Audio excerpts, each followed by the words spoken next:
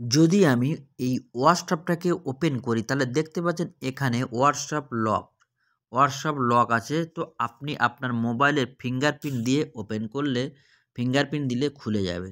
এটা কিভাবে সম্ভব সেটা আমি আজকের এই ভিডিওতে দেখাবো। ভিডিওটি শুরু করার আগে ছোট্ট একটা অনুরোধ, যদি আমার চ্যানেলটাকে সাবস্ক্রাইব না করে থাকেন তাহলে অবশ্যই সাবস্ক্রাইব করবেন, আর ভিডিওটা ভালো লাগলে অবশ্যই লাইক করবেন। তো গাইজ, এটি করতে হলে সর্বপ্রথম আপনার মোবাইলে থাকা হোয়াটসঅ্যাপটিকে ওপেন করবেন।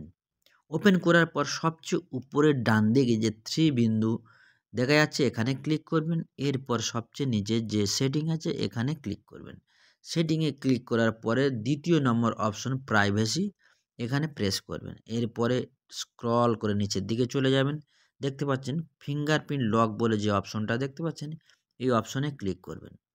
এই অপশনে ক্লিক করার পরে দেখতে পাচ্ছেন এখানে যে একটা লোগো চিহ্ন দেখতে পাচ্ছেন, এখানে ক্লিক করবেন। এখানে ক্লিক করার সঙ্গে সঙ্গে আপনাকে বলবে ফিঙ্গারপ্রিন্ট দিতে, অর্থাৎ আপনার মোবাইলে যে ফিঙ্গারপ্রিন্ট দিয়ে মোবাইলটাকে ওপেন করেন সেই ফিঙ্গারপ্রিন্টটা আপনার লাগবে। অতএব সেখানে একবার ফিঙ্গারপ্রিন্ট দিয়ে দেবেন। দেওয়ার পরে দেখতে পাচ্ছেন এখানে খুলে গেছে।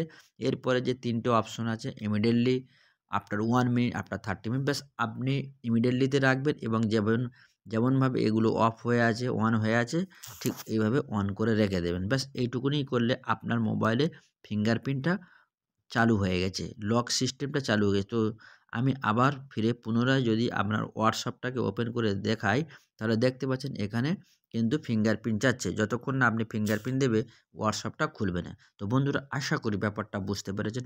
সবাই ভালো থাকবেন, সুস্থ থাকবেন। Have a nice day.